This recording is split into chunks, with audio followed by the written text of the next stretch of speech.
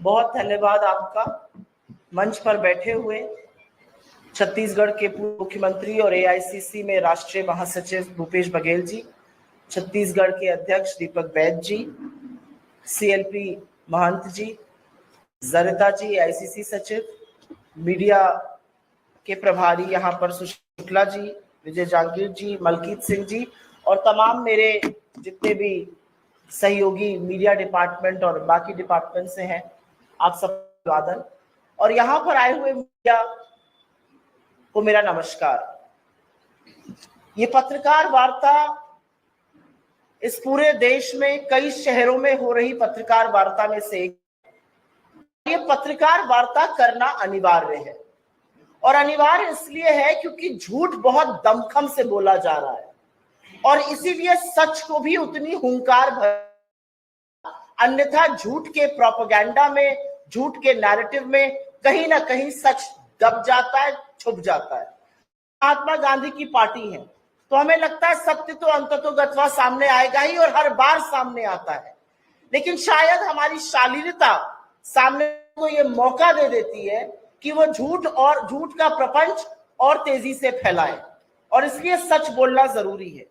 सर्वप्रथम मैं यहाँ पर नेशनल हेराल्ड में जो चार्जशीट फाइल करी गई है, जो पूरा फर्जीवाड़ा है, जो पूरा बोगस केस है, उसके बारे में आपसे चर्चा करने आई हूं। लेकिन सर्वप्रथम एक टिप्पणी मैं देश के मौजूदा हालात पर और जिस तरह से एजेंसियों का दुरुपयोग किया जा रहा है उस पर जरूर करना चाहती हूं। आज इस देश में हालात ये हैं कि एनफोर्समेंट डायरेक्टरेट को बच्चा बच्चा इलेक्शन डिपार्टमेंट बीजेपी का बताता है। आज हालात ये है कि सीबीआई और इनकम टैक्स की साख डूब चुकी है। आज हालात ये है कि जिसके खिलाफ ईडी एक्शन लेती है उसको लगता है मैं सच की सही लड़ाई लड़ रहा हूं, अन्यथा बीजेपी मेरे खिलाफ एक्शन नहीं लेती। एजेंसीज का लगातार दुरुपयोग हो रहा है, पिछले 11 सालों में हो रहा है। 95% जो केसेस ईडी के हैं वो इस देश के विपक्ष के खिलाफ है और उन लोगों के खिलाफ है जो दमखम के साथ आंख में आंख डालकर भारतीय जनता पार्टी से, नरेंद्र मोदी की विफलताओं को उजागर करते हैं, उनसे लड़ते हैं। तो सर्वप्रथम मैं थोड़ी सी, क्योंकि भ्रांतियां फैलाई गई हैं, उस पर चर्चा करना अनिवार्य समझती हूं और आपके सामने कुछ तथ्य रखना चाहती हूं।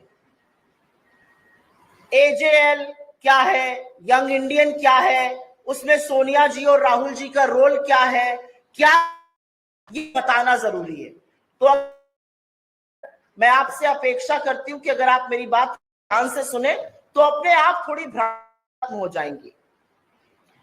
इस देश की जंगे आजादी के दौरान जब अखबारों पर जबरदस्त अत्याचार हो रहा था या वो ब्रिटानिया हुकूमत के थे, तब हिंदुस्तान सबसे मुखर आवाज बनने नेशनल हेरल्ड और नवजीवन जैसे अखबारों ने किया। नेशनल हेरल्ड और नवजीवन अखबारों को प्रेरणा महात्मा गांधी, किदवई, पुरुषोत्तम दास, सरदार पटेल जैसे लोगों से मिली और पंडित नेहरू ने एसोसिएटेड जर्नल्स लिमिटेड कंपनी की स्थापना की 1937 में, जो नवजीवन और नेशनल हेरल्ड की आवाज जैसे अखबार छापता था।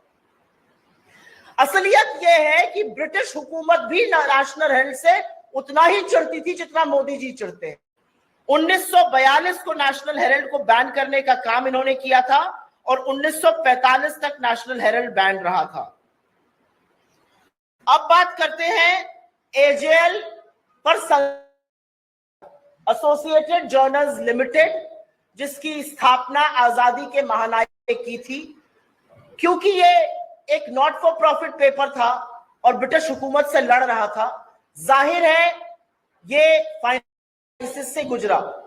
इस लगातार डेट कहते हैं वो बढ़ता गया और एक वक्त ऐसा आया कि नेशनल हेरल्ड का टेम्परेरी बंद हो गया। नेशनल हेरल्ड कर्ज में, और तब कांग्रेस पार्टी, और ये बात ध्यान से सुनिएगा क्योंकि यहां पर झूठ नंबर 1 बोला जाता है, तब कांग्रेस पार्टी ने नेशनल हेरल्ड की कंपनी एसोसिएटेड जर्नल्स लिमिटेड को 90 करोड़ का लोन दिया।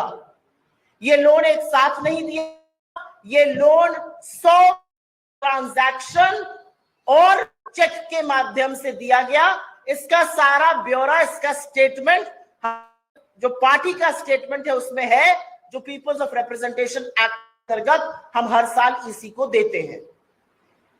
ये लोन 90 करोड़ बैंक ट्रांजैक्शंस और चेक के माध्यम से दिया गया, क्योंकि एजेएल पर बहुत ज्यादा कर्ज था। और इस लोन का क्या उपयोग हुआ? इस लोन से एजेएल के जो कर्मचारी थे उनको वीआर का पैसा, उनका प्रोविडेंट फंड, उनकी ग्रेच्युटी, उनकी रुकी हुई सैलरी, इलेक्ट्रिसिटी बिल इत्यादि पे किए गए। लेकिन कोई भी कंपनी, और आप में से जो थोड़ा बहुत आर्थिक जगत से संबंध रखते हैं, कोई भी कंपनी अगर कर्ज के तले दबी हुई है तो वो नहीं चल सकती है। लेकिन उसको बोलने से पहले मैं आपको झूठ बता देती हूँ। पहला झूठ ये बोलते हैं कांग्रेस पार्टी पैसा कैसे दे सकती है। ये मामला 2012 में इलेक्शन कमीशन की पास गया और पूरी इलेक्शन कमीशन की बेंच ने रूल किया ये लोन दे सकती है, इसमें किसी नियम और कानून का उल्लंघन। This is an order from the complete election commission. ये पहला झूठ होता है क्योंकि झूठ ये जोर से बोला जाता है। खैर, इस कर्ज को कर्मचारियों को देने में, बिल चुकाने में इस्तेमाल, कंपनी कर्ज इतना ज्यादा था नहीं कर सकती। इस समय 760 शेयर होल्डर, 760 शेयर। आप में से कुछ लोगों के पास कंपनीज के शेयर होंगे, किसी के पास के होंगे, किसी के पास टाटा के होंगे, किसी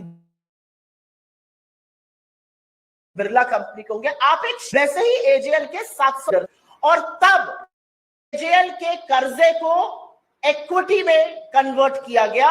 ये बहुत कॉमन प्रैक्टिस है, ये हिंदुस्तान की अधिकांश कंपनियां रोज करती हैं और खुद नरेंद्र मोदी जी की सरकार इसको एनसीएलटी में रोज करने का काम करती है। डेट को इक्विटी में कन्वर्ट करना एक बहुत स्टैंडर्ड है। जब आप डेट को इक्विटी में कन्वर्ट करते हैं तो उसी इक्विटी को आप दूसरी कंपनी, हमने भी किया, हमने डेट को कन्वर्ट किया और यंग इंडियन नाम के एक कंपनी बनी 2010 में। सारी इक्विटी उसमें ट्रांसफर हुई, जो डेट कन्वर्जन। यंग इंडियन ने एजेएल का टेक ओवर नहीं, एजेएल के किसी एसेट नहीं किया, एजेएल की किसी इनकम, एक नए पैसे की इनकम एजेएल की यंग इंडियन के पास नहीं जाती है। यंग एजेएल का 760 शेयर होल्डर थे, 761वां शेयर होल्डर बना। यंग इंडियन कंपनीज एक्ट के सेक्शन 20, जो पहले सेक्शन 25 था, उसके अंतर्गत एक कंपनी है। सेक्शन 25 या सेक्शन 8 के जो नॉट फॉर प्रॉफिट कंपनी होती है, उसके शेयर होल्डर को, उसके किसी डायरेक्टर को एक नए पैसे की सैलरी, एक नए डिविडेंड या एक नए पैसे का मुनाफा नहीं मिल सकता है। यंग इंडियन के share holders Sonia Gandhi ji, Rahul Gandhi ji, Oscar Fernandes जी और मोतीलाल वोरा जी हुए। और वो इसलिए हुए क्योंकि उस सोनिया जी पार्टी की अध्यक्ष थी, राहुल जी महासचिव थे, ऑस्कर फर्नांडिस महासचिव थे और वोरा तब कोषाध्यक्ष मतजरार थे। इसके दो डायरेक्टर सैम पेट्रोजा जी और सुमन दुबे जी हुए, लेकिन ये शेयर होल्डर नहीं थे। तो दूसरा झूठ कि यंग इंडियन ने कब्जा कर लिया, यंग इंडियन ने कोई कब्जा नहीं किया। यंग इंडियन आज भी महज एक शेयर होल्डर है। एजेएल के 6 प्रॉपर्टीज हैं जो उसकी है, एजेएल की इनकम उसकी है। एजेएल एक नए पैसे का प्रॉफिट यंग इंडियन को नहीं देता और यंग इंडियन अपने शेयर होल्डर्स को एक पैसा नहीं दे सकता। तो तीसरा झूठ कि राहुल जी या सोनिया जी या अन्य कोई खूब पैसा बना रहा है, वो सफेद झूठ है, क्योंकि वो पैसा बना ही नहीं सकते हैं सेक्शन 25 कंपनी के अंतर्गत।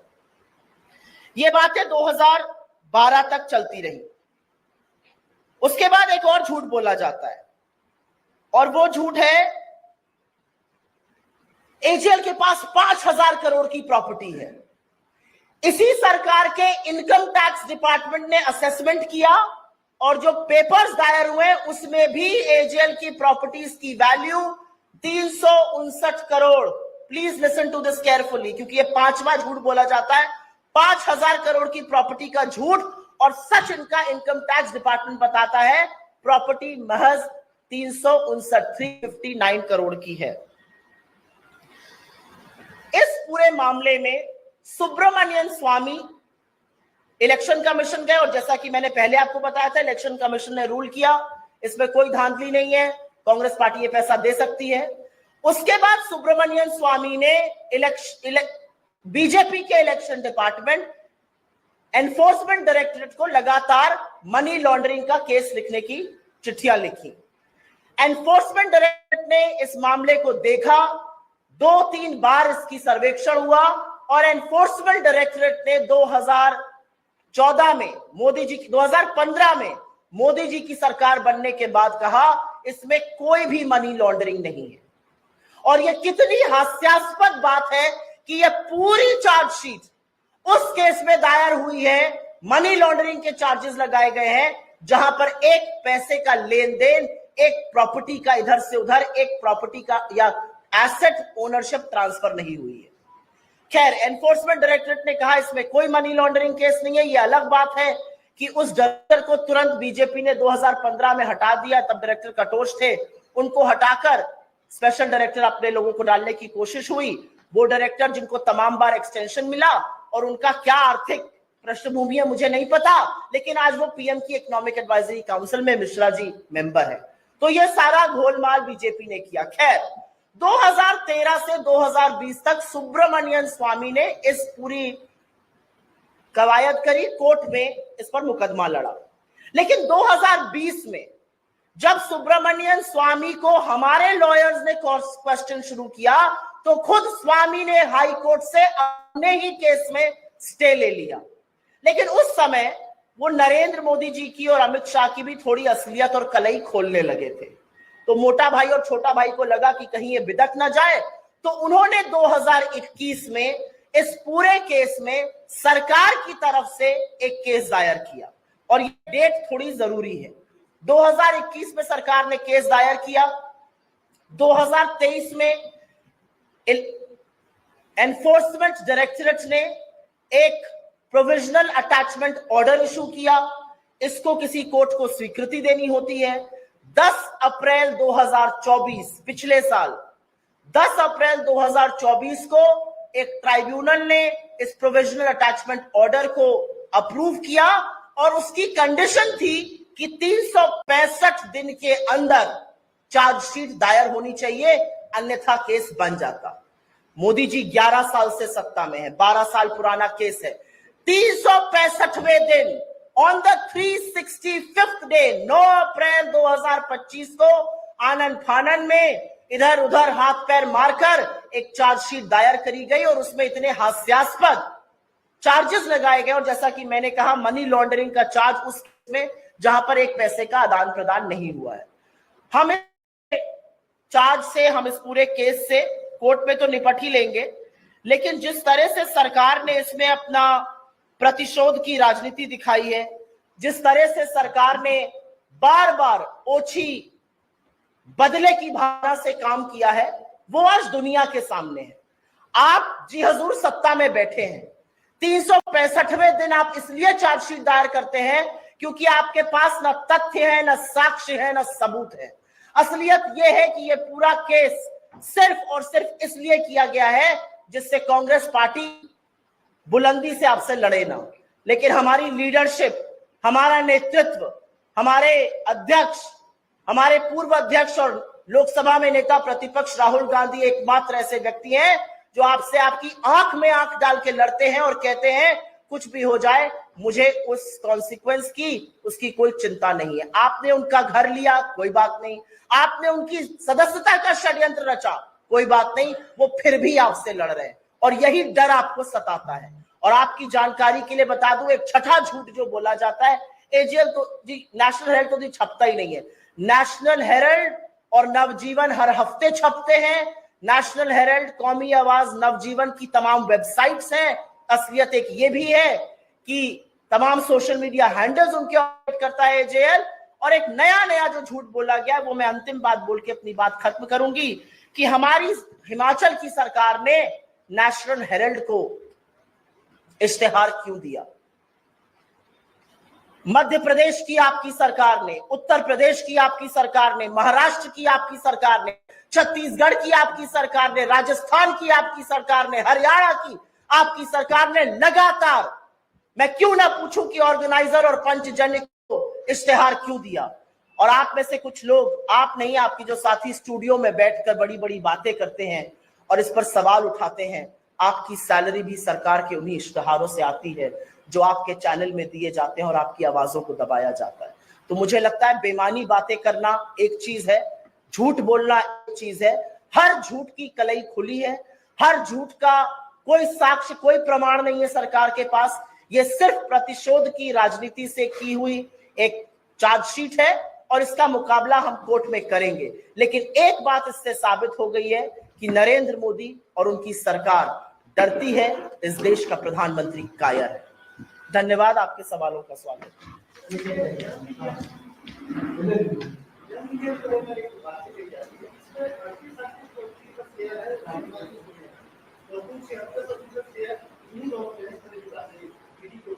यंग इंडियन एक नॉट फॉर प्रॉफिट कंपनी है जो डेट 90 करोड़ की थी। जब वो इक्विटी में ट्रांसफर हुई तो कुछ शेयर बने, मान लीजिए 10 शेयर बने। 10 शेयर, अगर 4 शेयर होल्डर्स हैं तो 2.5 शेयर सबको मिला। इसमें क्या बड़ी बात है?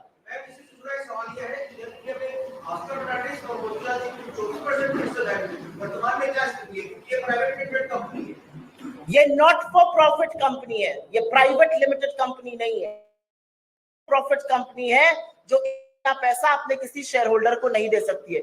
जब भी कोई दिवंगत होता है तो उसका शेयर पूल में आ जाता है और जब कोई नया नॉमिनेट होगा तो उसको वो शेयर दिया जाएगा।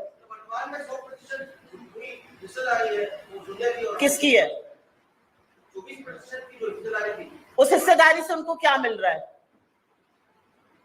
आप सवाल पूछे, मैं आपसे सवाल दोबारा पूछ रही हूँ। सोनिया गांधी जी और राहुल गांधी जी के पास 38% शेयर है, उससे उनको क्या मिल रहा है? क्या वो एजेएल के मालिक बन गए? नहीं। क्या उनको एजेएल के जो 3, 4, 5 एसेट्स हैं इस देश में, कहीं कहीं कुछ बिल्डिंग है, उसकी मालिकाना हक मिल गया? नहीं। क्या वो एजेएल के बोर्ड पे है? नहीं। क्या एजेएल के यहाँ जो थोड़ा बहुत रेंटल किसी बिल्डिंग से आता है वो सोनिया जी के खाते में आ रहा है? नहीं। उन्होंने तो कर्ज को चुकाने के लिए एक कंपनी बनाई और उसमें उनकी शेयर होल्डिंग है, उससे उनको क्या मिल रहा है ये मैं जानना चाहती हूँ। आप अगर अमूमन किसी और कंपनी में डायरेक्टर बनिए, और सरकार ने तो क्या बड़े बड़े लोगों को डायरेक्टर बनाया है, ओएनजीसी में अपने प्रवक्ताओं को घुसा घुसा के डायरेक्टर बनाया है, 20-20 लाख रुपए मिलता है साल का। यहां पर तो एक नया पैसा नहीं मिल रहा है क्योंकि not for profit section 25 company है। मैं कह रही हूं अगर 100% भी शेयर है, मिल क्या रहा है? आप मेरी बात समझ पा रहे हैं? मिल क्या रहा है ये मैं जानना चाहती हूं। आप किस चीज का, आपको क्या दिक्कत है कि उन्होंने कर्ज चुकाया? आपको दिक्कत है कि वो एक नॉट फॉर प्रॉफिट में, यहां पे चार्ज आप किस चीज का लगा सकते हैं? अगर इनकम उनको आ रही होती तो आप कहते कि देखिए कर्जा चुकाकर वो इनकम खा रहे, 1 पैसे की इनकम उनको नहीं आ रही है। अगर उनको डिविडेंड मिल रहा होता तब भी आप ये बात कह सकते थे, अगर उनको मालिकाना हक मिला होता तब भी आप ये कह सकते थे। उनको तो इसमें कुछ नहीं मिल रहा है, तो 100 नहीं 150% शेयर मिल जाए, क्या फर्क पड़ता है? उनको मिल क्या रहा है इसमें?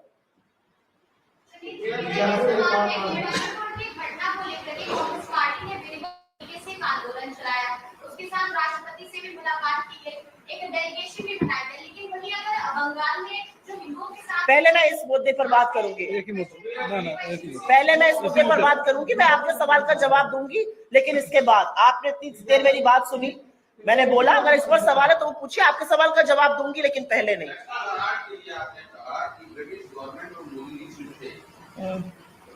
ये सिर्फ कांग्रेस पार्टी से है, गांधी परिवार से। पहली बात। दूसरी बात, चार्जशीट जब दाखिल हो गई, आपको एक भी पैसे का लेन देन नहीं है, मनी ऑर्डर कहीं नहीं, इसका मतलब चार्जशीट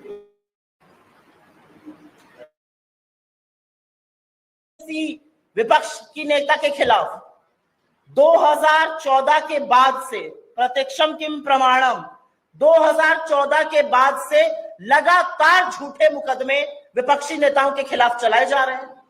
95% केसेस विपक्षी नेताओं के खिलाफ चलते हैं। कमाल की बात यह है कि उनमें से अगर कोई भी एक विपक्षी नेता आपके वॉशिंग मशीन में नहाकर आपका गंगाजल और आपके सर से धुलकर निकल आता है, आपका पटका पहन ले, तो वो तो भाई उससे अच्छा कोई है ही नहीं, उसको आप गले लगा लेते हैं।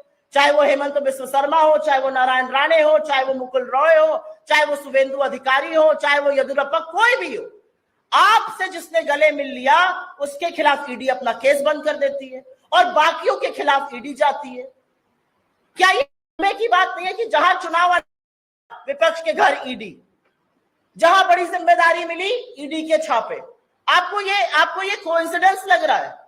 मोदी जी की किरकिरी सबसे ज्यादा कांग्रेस पार्टी से है और मोदी जी वस्तुतः राहुल गांधी से परेशान रहते हैं, क्योंकि राहुल गांधी बाकी लोगों की तरह लेश मात्र भी आपके साथ समझौता करने को किसी मुद्दे पर तैयार नहीं है। वो इस देश के युवाओं के लिए, इस देश के भविष्य के लिए, इस देश के पिछड़े दलित आदिवासियों के लिए उसी प्रखरता से सवाल पूछेंगे जो आज तक पूछते आ रहे हैं। इसी मामले में यहाँ पे कुछ दिन पहले प्रेस कॉन्फ्रेंस की, तो उन्होंने कहा कि राजनीतिक पार्टियां बैंक संबंध नहीं है, जो लोन देने का काम, क्या नहीं है?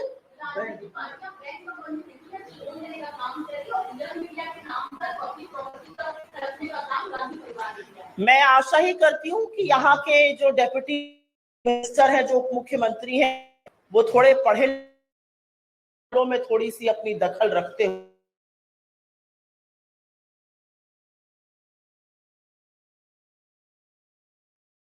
जानते तो आप उन सपाट झूठ क्यों बोल रहे हैं?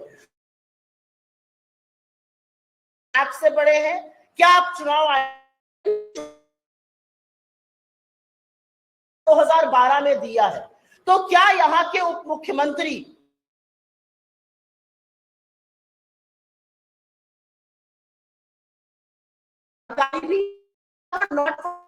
का मतलब भी समझते हैं? मेरे सामने अगर मुख्यमंत्री कि हर घंटे 5 नाबालिगों के साथ यौन शोषण के मामले सामने आ रहे हैं, उस पर बात करिए आप। ये तकनीकी और 5 लाख रुपए में तकनीकी रूप से लीगली नतीजा क्या गलत है? इक्विटी कन्वर्जन कि 50 लाख पे 90 करोड़ की डेट इक्विटी में कैसे बदल गई? अगर ये नैतिक रूप से गलत है तो नरेंद्र मोदी की सरकार और उनके वित्त मंत्री जेल जाएंगे, क्योंकि यही काम सरकार एनसीएलटी में करती है।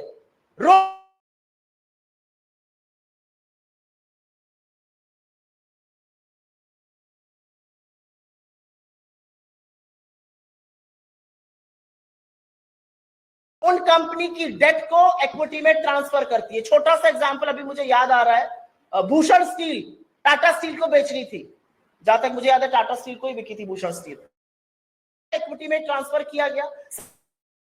ये काम कर रही है तो ये नैतिक है, ये लीगल है, मैं आप फैसला आप पर छोड़ देता हूं। नैतिक नहीं है तो सरकार ये काम क्यों कर? जो चीजें अर्थ जगत में चलती हैं, जिस तरह से कंपनी, वही हमने भी किया। एक भी इसमें कोई घपला साक्ष्य आप कुछ नहीं कर, आपको ये नहीं।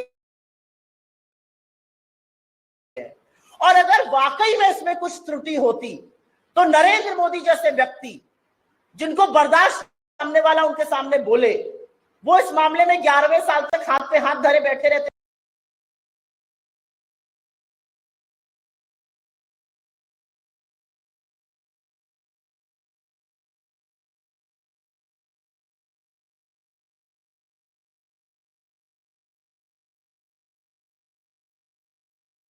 के 365वें दिन का इंतजार करते। इतना तो मेरे भाई आप भी मोदी जी को जानते हैं।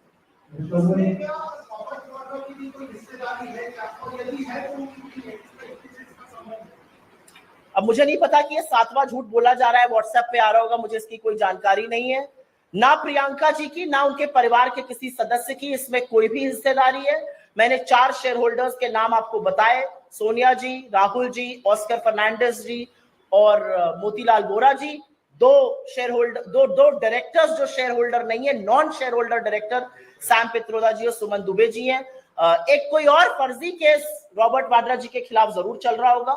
आपने उनसे 23,000 डॉक्यूमेंट लिए हैं, 20 साल से आप उनसे पूछताछ कर रहे हैं। मुझे तो ईडी के उन ऑफिसर पे तरस आता है जिनको कुप्रभावों के चलते ये सब करना पड़ रहा है। आपको मैं बार बार 20 साल बुलाऊं और वही सवाल दोहराऊं तो आपको मेरी क्षमता पर, मेरी कर्मठता पर तो सवाल उठाना चाहिए, और ये सवाल हम ईडी पर भी उठाते हैं। हर झूठे मामले में ये सिर्फ प्रतिशोध की गंदी राजनीति है और कुछ नहीं है। और कहीं ना कहीं ये रेप्यूटेशन को असैसिनेट करना है, कहीं ना कहीं ये लोगों की रेप्यूटेशन को, लोगों की छवि को बर्बाद करना है।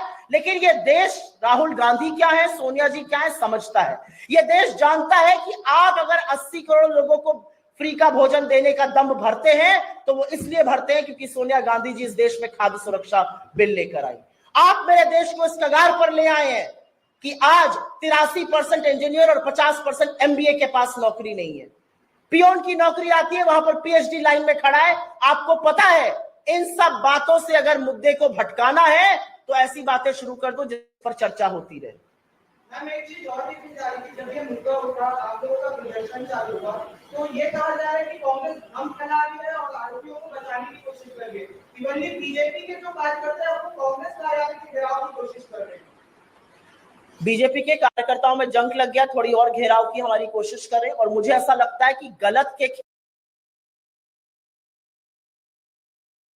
में नहीं है, क्योंकि जब इस देश में जंगे आजादी चल रही थी, जब स्वतंत्रता संग्राम चल रहा था, तो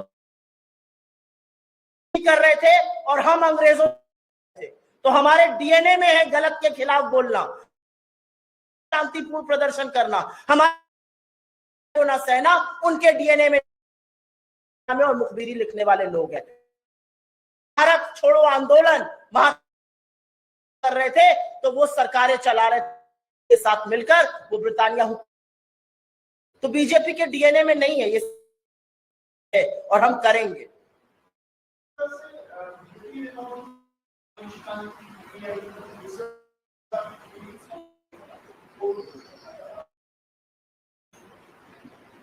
इस सर्वोच्चतम न्यायालय सबसे ऊंचे पद पर बैठे न्यायाधीश के खिलाफ का एक सांसद, ये देश में गृह युद्ध उनकी, उससे पलड़ा झाटों में बीजेपी के राष्ट्रीय अध्यक्ष जेपी नड्डा जी करते हैं।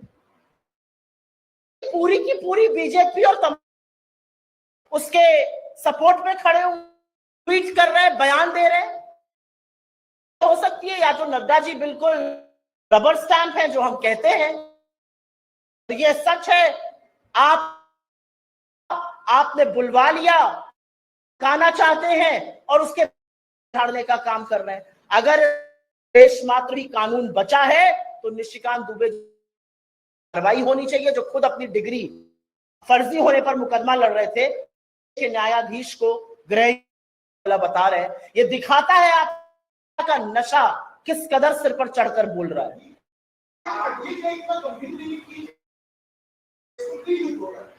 बिल्कुल ऐसा लगता है वो अमित शाह की कलई खोल रहा है। अगर इस देश में गृह युद्ध हो रहा है और मेरा मणिपुर में हो रहा है, अगर युद्ध हो रहा है तो ये किसकी विफलता है? आपकी विफलता है या गृह मंत्री की विफलता है? सत्ता में बैठे, सत्ता में 4 साल से लोग हैं, उनकी विफलता है इस देश में। तो अमित शाह जी की विफलता है। नरेंद्र मोदी 2 साल और नहीं गए तो नहीं गए, जाए मणिपुर, शांति की अपील चल रहा है, नहीं पता कि खोल रहे थे या सुप्रीम कोर्ट पर प्रभाव था। ये बहुत विकृत है, घृणित है, इतनी निंदा की जाए कम है।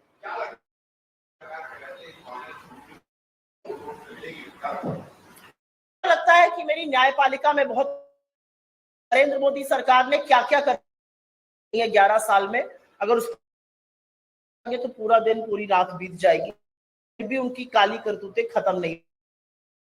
आश्वस्त की केस में कुछ थोड़ा बहुत मेरा बैकग्राउंड से जुड़ा हुआ रहा है, 20-25 पत्रकारिता अर्थ जगत की ही करी है।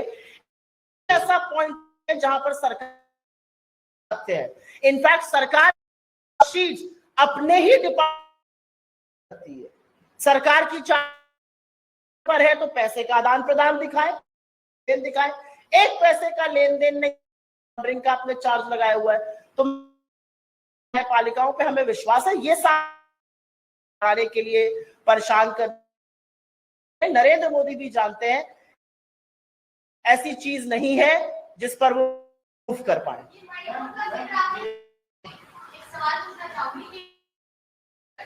और साथ में राष्ट्रपति से भी आप लोगों ने इस पूरे मामले को लेकर के मुलाकात की, डेलीगेशन बना और पूरे प्रदेश भर में आंदोलन भी हुए, विरोध प्रदर्शन भी हुए। वहीं अगर बंगाल में जो हिंदुओं पर अत्याचार हो रहा है उसको लेकर के कांग्रेस का क्या स्टैंड है? क्या राष्ट्रपति से मुलाकात की जाएगी इस मामले को लेकर के? कांग्रेस ने अपना स्टैंड बहुत क्लियर कर दिया है। राज्य में चाहे वो छत्तीसगढ़ हो, बंगाल हो, यूपी हो, बिहार हो, किसी भी राज्य में राज्य सरकार की जिम्मेदारी है कानून व्यवस्था को सुचारू रूप से चलाना। और अगर आपके यहाँ वायलेंस हो रहा है, हिंसा हो रही है, तो राज्य वहां के पुलिस और प्रशासन का फेलियर है। लेकिन मैं पूरी यहां पर यह भी चाहती हूं कि दावे किए जाते हैं तो अमित शाह जी झुंझुना बजाने के लिए क्या करने के लिए अमित शाह जी सरकार में घुसपैठ, जब दिल्ली में घुसपैठ हो जाएगा, बंगाल में घुसपैठ, तो आप क्या कर रहे हैं? करते हैं ये बॉर्डर कर रहे हैं। एक बात, दूसरे के जो गवर्नर थे, बंगाल के गवर्नर, उन्होंने तो कोई रिपोर्ट नहीं दी। चाहती हूं कि हर जगह का गवर्नर सजग, उतना कर्म गवर्नर है। मणिपुर की गवर्नर चिट्ठी लिखी थी सरकार को, कहा था मणिपुर जल रहा है, बचा को। आपको पता है ना उनके साथ क्या हुआ? उन गवर्नर को हटा दिया गया, मणिपुर गवर्नर विहीन कर दिया गया। तो इसमें क्या सवाल बनता है? सरकार की जिम्मेदारी है और अगर वो उसके खिलाफ बिल्कुल आवाज उठाते हैं कि राज्य सरकार, पुलिस और प्रशासन का फेलियर है, तो मैं बिल्कुल आवाज उठा रही हूं। लेकिन हर चीज में ओछी, गंदी, भोंडी राजनीति करना ये बीजेपी का चरित्र है, हमारा नहीं है।